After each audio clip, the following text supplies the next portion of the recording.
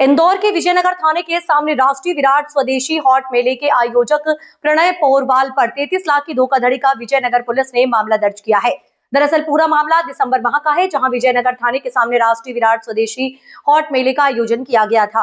वहीं राष्ट्रीय विराट स्वदेशी हॉट मेले के आयोजक और टेंट लगाने वाले व्यापारी के बीच व्हाट्सएप या किसी प्रकार से टेंट लगाने की बात हुई थी, जिसके बाद आयोजक और टेंट व्यापारी के बीच कहासुनी हो गई और आयोजक द्वारा टेंट लगाने वाले व्यापारी का 33 लाख रुपए रोक लिए। वहीं फरियादी दिलीप नाहर और जितेंद्र नाहर द्वारा विजयनगर थाने पर शिकायत करने के लिए करीब 1 महीने चक्कर लगाने के बाद आखिरकार राष्ट्रीय विराट स्वदेशी हॉट मेले के आयोजक प्रणय पोरवाल के खिलाफ मारपीट सहित आपराधिक मामला दर्ज कर लिया गया। इसी के साथ पुलिस द्वारा फरियादी दिलीप नाहर और जितेंद्र नाहर के बयान के लिए जाएंगे, जिसके बाद और भी आरोपी बनाए जा सकते हैं। बहरहाल पुलिस द्वारा आरोपी प्रणय पोरवाल की जल्दी गिरफ्तारी की जाएगी। वहीं फरियादी दिलीप नाहर ने बताया कि 13 से 22 दिसंबर को विजयनगर थाने के राष्ट्रीय विराट स्वदेशी हॉट मेले का आयोजन राजेश पोरवाल और अन्य द्वारा आयोजन किया गया था, जिसके टेंट का काम दिलीप नाहर और जितेंद्र नाहर द्वारा 33 लाख रुपए में किया गया था। 33 लाख में से 8 लाख रुपए आयोजक द्वारा दिलीप नाहर को दिए गए थे और बाकी पैसे दिलीप नाहर और जितेंद्र नाहर द्वारा मांगने पर पहले डराया धमकाया, उसके बाद राजेश पोरवाल द्वारा दिलीप नाहर के साथ जमकर मारपीट की गई थी। उसके बाद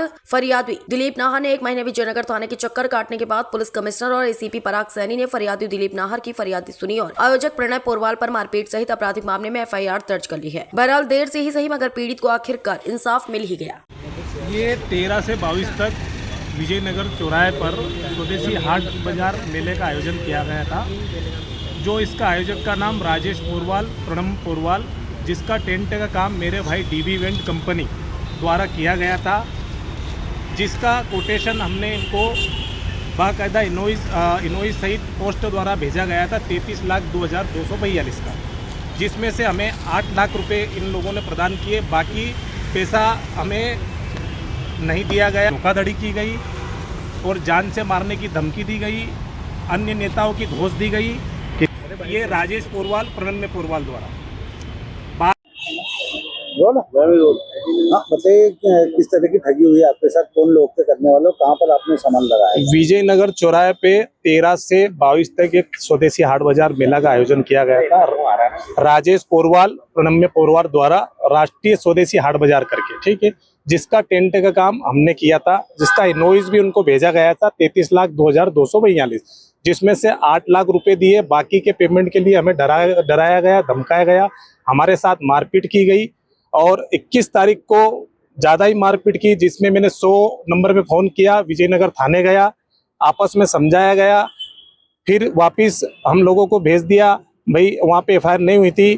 फिर उसके बाद मेरे हर चीज़ को सुना गया, माननीय कमिश्नर साहब, DCP साहब और ACP साहब ने। उसके बाद FIR की गई, जिसकी FIR की FIR की गई और अन्य लोग जो मेरे साथ वाले हैं, लोकेश जी शर्मा, उनके साथ भी उनका कंसल्टेंसी का काम किया गया और उनका पैसे अभी दबाया, मतलब पूर्ण रूप से खा गए वो लोग। टोटल कितने लोगों का पैसा खाया? टोटल समझ लीजिए आप 3 से 4 लोग हैं। जो भोपाल राजू टेंट वाला है, मैंने ACP सर की डायरेक्ट बात करी राजू टेंट वाले से, वहाँ भी ये अपराध करके आया हुआ है, पैसा खाया इसने वहाँ पे भी।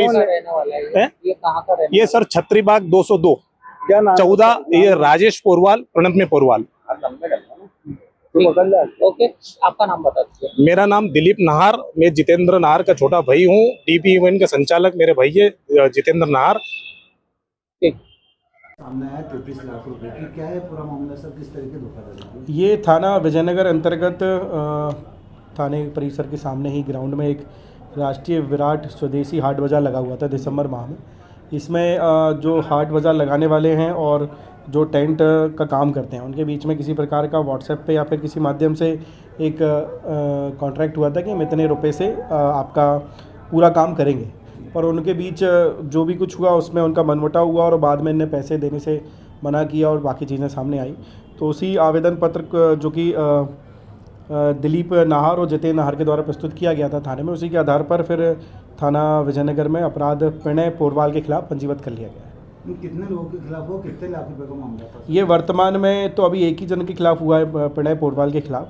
बाकी अन्य अभी आवेदक से पुनः कथन लिए जाएंगे और उसके संबंधित जितने भी साक्ष्य हैं, चाहे वो डिजिटल हो चाहे वो दस्तावेजी हो, सभी जब्त करने के पश्चात जो भी उसमें चीज़ें सामने आएंगी वो भी की जाएंगी। वर्तमान में अभी लगभग इनने 33 लाख रुपए का फ्रॉड बताया है, तो उसके अंतर्गत अपराध पंजीकृत कर लिया गया। और भी लोग हैं सर जिनके साथ फ्रॉड हुआ है इसके अंदर? अभी वर्तमान में और लोग सामने नहीं आए हैं जिनके तरफ से फ्रॉड हुआ है। तो फरियादी सर मारपीट की भी कुछ किया गया था कि इनके साथ, इनके द्वारा? हाँ, उसने अपने कथन में बताया, तो संबंधित धाराएं भी विवेचना में पुनर्कथन लेने के बाद सम्मिलित कर लिए जाएंगे। सर काफ़ी समय बाद ये एफआईआर हुई है, काफ़ी परेशान हुए हैं दिलीप नायर, मतलब जन सुनवाई में भी गए और आपके माध्यम से एक एफआईआर हुई है। चूँकि मामला जांच में ही था और काफ़ी सारे दस्तावेज इकट्ठे करने थे, उस समय के दस्तावेज और उस समय के फुटेजेस भी मीडिया के माध्यम से या फिर आसपास के माध्यम से लेने के प्रयास किए गए, परंतु जो भी फिर जांच के माध्यम से सामने आया और जैसे ही जांच में लगा कि इसके संज्ञा अपराध घटित हुआ है और तत्काल फिर पुलिस ने अपराध पंजीकृत कर लिया।